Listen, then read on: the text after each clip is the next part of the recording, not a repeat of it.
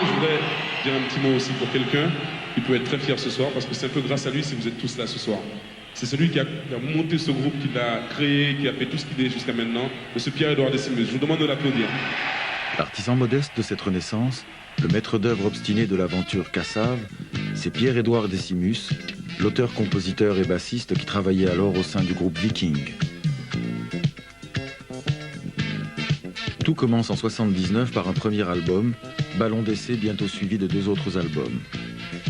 De ces expériences en studio qui mêlent rigueur et spontanéité, émerge un son nouveau en rupture avec les routines de la musique antillaise de l'époque. Au fil de ces rencontres, le groupe prend peu à peu un air de famille. On ne s'est pas mis ensemble autour d'une table à une réunion pour dire tiens, on va faire un groupe. Et au fil des ans, les gens sont arrivés. On s'est sentis bien ensemble, c'est devenu... La famille s'est agrandie. C'est exactement comme une famille, il y a des enfants qui naissent chaque jour, et la famille s'agrandit. Cassave a toujours été et restera une grande famille. Le premier arrivé, c'est Georges, le petit frère de Pierre-Édouard, un amoureux de la note ronflante, venu à la basse en parfait autodidacte après un détour par le trombone.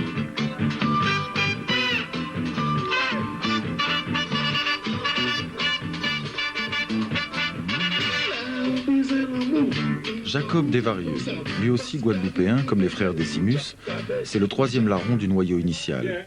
Guitariste, compositeur, arrangeur, habitué des studios, c'est le monsieur rock du zouk.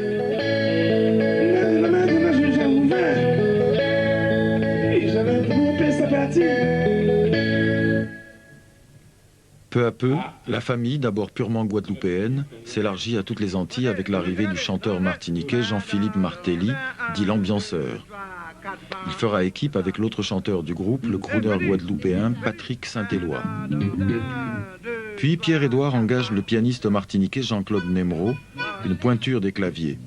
Après une solide formation classique, il a roulé sa bosse du studio à la scène aux côtés de Céline Dion, Eddie Mitchell, Myriam Makeba, Manu Dibango.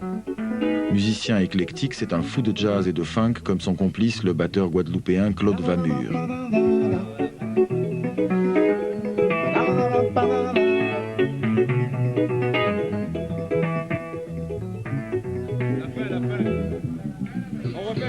Et c'est enfin une jeune femme, la martiniquaise Jocelyne Berroir, qui débarque en 83 avec dans ses bagages son expérience de chanteuse de jazz et de choriste.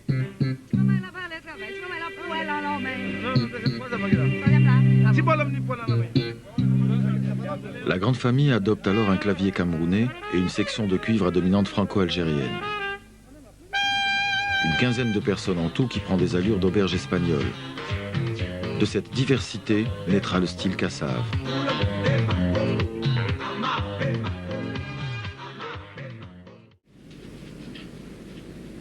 Pour mes 10 ans, pour se débarrasser de moi, ma mère m'a donné une guitare. Moi, je voulais un vélo, quoi. Et puis, bon, j'ai jamais touché, quoi. Je suis arrivé au Sénégal. J'ai dit, si je lui donne une bicyclette, ça va me produire des ennuis.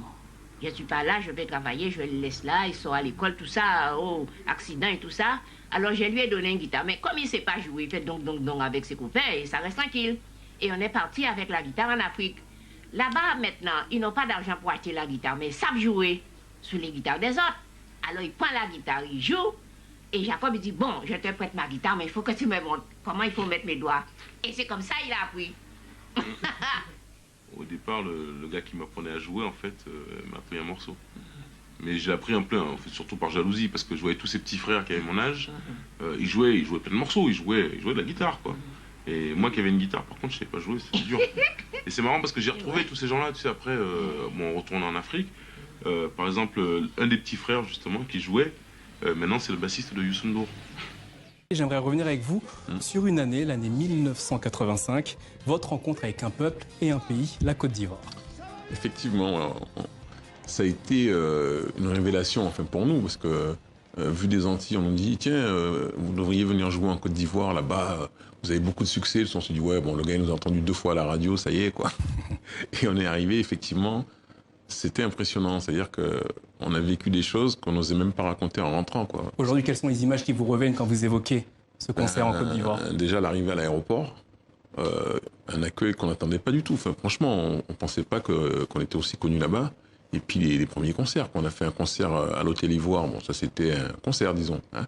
On nous a dit oui, il y a des ministres qui ont enlevé leurs chaussures pour danser, tout ça. Oui, mais à l'époque, aux Antilles, enfin on n'avait jamais eu de ministre, même secrétaire d'État, je crois qu'on n'avait pas encore eu ça. Donc oui, bon, on dit ouais, c'est bien. Bon, et puis le lendemain, on va jouer dans un stade, à Bouaké, je crois.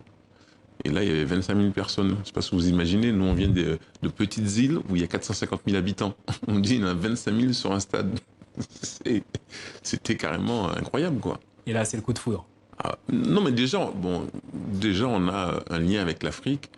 Alors, c'est vrai que vu des Antilles, ça n'a pas toujours été comme ça, parce qu'il y a eu beaucoup de désinformation, beaucoup de choses, mais on doit tout à l'Afrique. On doit l'exister déjà. Hein. Il suffit de voir. Bon. Et puis la musique qu'on fait, c'est quand même, c'est tout ce qui est arrivé avec tous les déportés, enfin bon, pendant l'esclavage, évidemment qui ont évolué autrement. Vous savez, c'est les cousins, voilà, on n'a pas grandi dans le même territoire, mais la musique qu'on fait, c'est de la musique africaine. Hein. Et les Africains se sont reconnus dedans. C'est un truc pour nous qui était carrément... Justement, vous avez fait référence à l'histoire. Jacob Desvarieux, d'un point de vue personnel, expliquez-nous le lien qui vous unit à l'Afrique. Alors, pour moi, personnellement, j'y ai été quand j'étais petit, avec ma mère. J'ai vécu, je crois, au moins 2 ans dans ces eaux-là. Je devais avoir 10 ans. Bon, j'ai dû vivre 2 ans et demi au Sénégal. C'est là où j'ai appris à jouer de la musique, parce que c'était pas du tout écrit. Hein.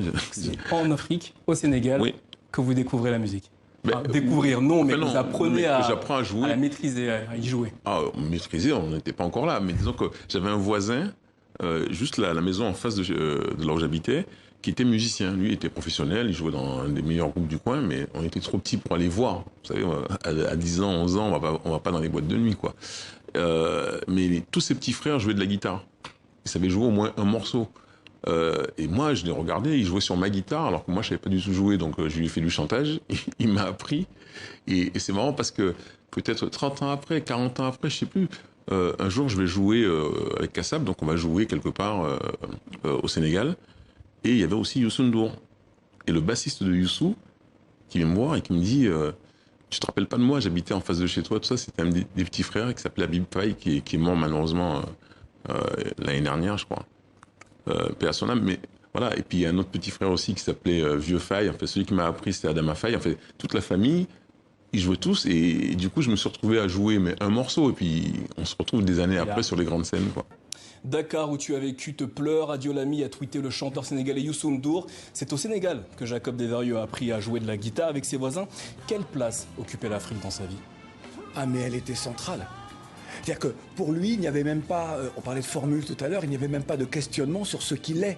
Il est un afro-caribéen, il est certes de la Guadeloupe, mais sa terre, le socle de son identité, c'est véritablement l'Afrique. Et ce sont toujours les mêmes mots que nous employons, lui et moi, pour parler de notre identité. Jacob Desvarieux, pour lui, l'Afrique, c'est également la base de sa musique. La base de la musique antillaise, la base du zouk, ce sont des rythmiques africaines. Souvenez-vous dans la chanson Moins Maladao, à un moment donné, sur la fin de la chanson, il dit tout le monde aime Aboko, Ama même Abo. Et ça, c'est Kinshasa, c'est Pépé Calais, c'est le Zaïre. Justement, entre 85 et 86, Jacob Desvarieux et Kassab font une tournée africaine. Ouais. Elle passe à Kinshasa, Yaoundé, Luanda, Dakar.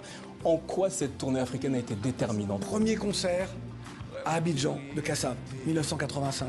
Et ça me permet de rappeler la mémoire d'un homme, Gilles Aubringer, qui sur RFI, avant Couleur Tropicale, présentait Canal Tropical. Et c'est lui qui fait découvrir aussi à l'Afrique, grâce à son émission, qui fait découvrir Kassab, qui fait que Kassab devient un groupe international grâce à l'Afrique, et pas grâce aux États-Unis, à l'Angleterre ou à l'Allemagne. C'est véritablement ça.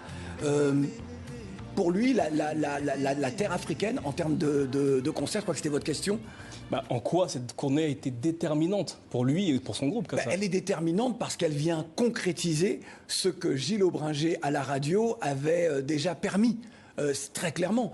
Et puis surtout, je ne sais pas comment vous expliquer, que pour nous, Afro-Caribéens, la terre africaine, c'est la consécration.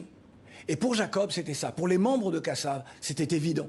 Et lorsqu'on parle de Césaire, du travail extraordinaire de Césaire dans la négritude pour rapprocher l'Afrique de ses diasporas, Kassav a fait un travail également extraordinaire. À sa période, à son temps, dans son rythme et dans son domaine, Kassav a réussi aussi à rapprocher, je dirais même à consolider. C'est ça le plus bel héritage en réalité. Il y a cette anecdote à Luanda, en Angola, en pleine guerre civile. Kassav a chanté devant 90 000 personnes. Ouais. C'est ça la magie que Jacob Desvarieux et son groupe ont su créer en Afrique? Oui, et ça peut aussi expliquer qu'un ministre ait décidé, je me souviens, on avait parlé de ça, et que ce ministre décide de créer un musée du zouk en terre africaine et à Luanda. Et ça, c'est quelque chose d'extraordinaire. Même aux Antilles, il n'y a pas de musée consacré au zouk et à Kassav. C'est à Abidjan, en Côte d'Ivoire, que l'histoire d'amour entre Kassav et l'Afrique commence. Nous sommes en 1985. Le groupe attire plus de 40 000 personnes. Ce sera le début d'une grande tournée africaine qui passera par Kinshasa, Yaoundé, Dakar ou encore Luanda. Cette étape en Angola laissera un souvenir inoubliable aux membres du groupe. Dans le stade, plus de 100 000 personnes les acclament. On est arrivé dans le stade, par exemple, sur un char, comme les chars aux Antilles pendant le carnaval, sur un char, comme le pape. Et quand on a voulu monter sur scène, les gens se sont tous mis debout, ont exigé qu'on refasse un tour, mais à pied, en courant. Ah, c'est quelque chose. Cet engouement est toujours aussi présent. Kassav a pu le constater en 2018 lors d'un concert à Luanda. Les Africains aiment Kassav, leur énergie, les rythmes, leurs chansons. Pour le grand Manu Dibango qui les a vus grandir et qui a travaillé avec bon nombre d'entre eux, rien d'étonnant, Kassav est arrivé au bon moment.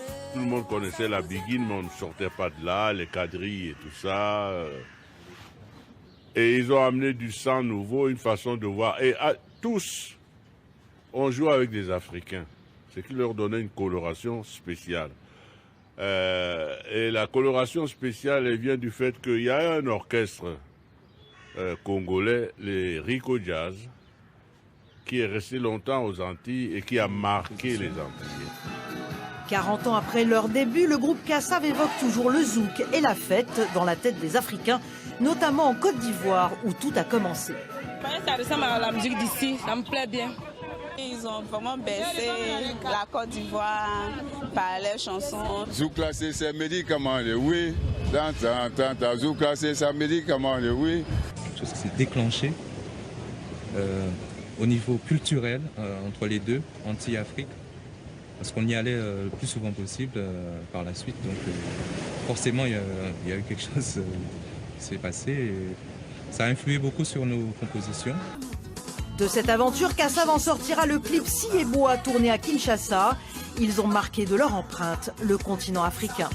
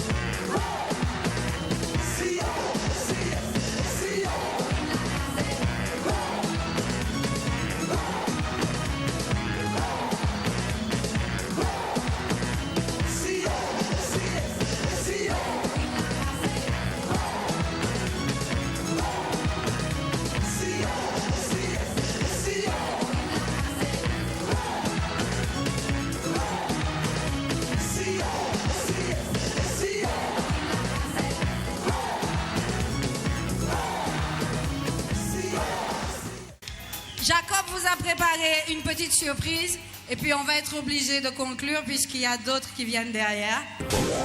Je vais vous raconter une petite histoire par rapport à la chanson que je vais faire maintenant. Il y a quelques années de ça, j'ai croisé la route de Tchalamouana. Je t'avoue que j'étais assez impressionné. Et du coup, je me suis dit, il faut absolument que je fasse la cour à cette jeune femme. Donc, j'ai tenté ma chance. Franchement, elle ne m'a même pas regardé. Bon, alors du coup, je me suis dit, je vais changer de stratégie.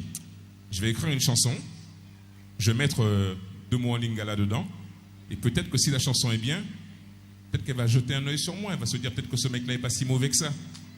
Alors, j'ai fait la chanson, mais ça n'a pas marché non plus.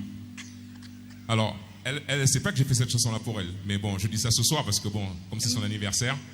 Donc, je vais vous faire la chanson. Peut-être que vous allez reconnaître, peut-être que vous allez aimer. On va vous en faire un petit bout.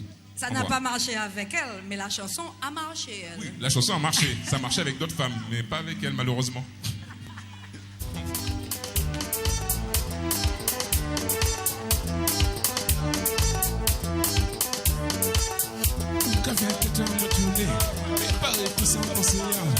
Encore moins qu'à faire moins mal parce qu'on a senti encore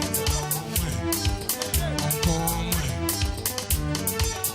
Ok, maintenant là on veut aller. Même si on rencontre le problème, pour faire le monde c'est pas facile. Ça bien que c'est l'amour qui toujours devant.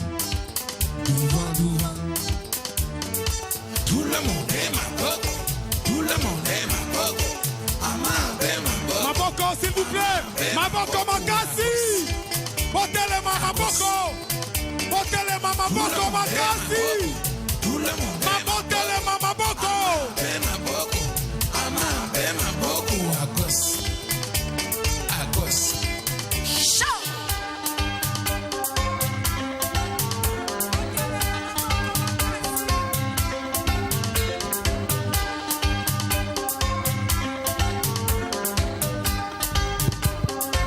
Botele mama boko makasi.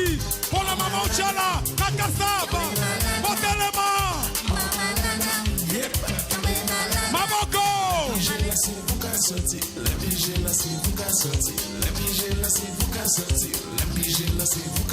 Il va te faire ma boko. Botele ma s'il vous plaît.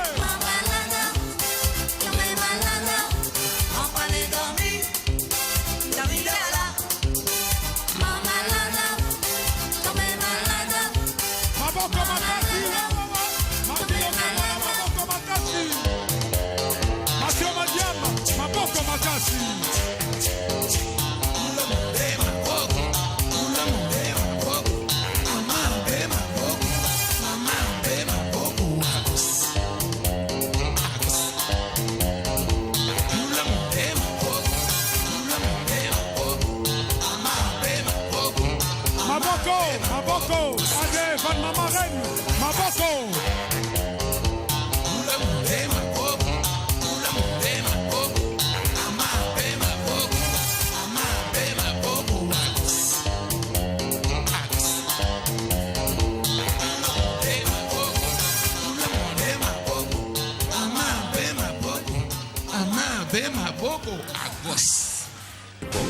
Joyeux anniversaire Tchala une fois de plus. Et bonsoir à tout le monde. Kassav, le Zaïre manque à Kassav.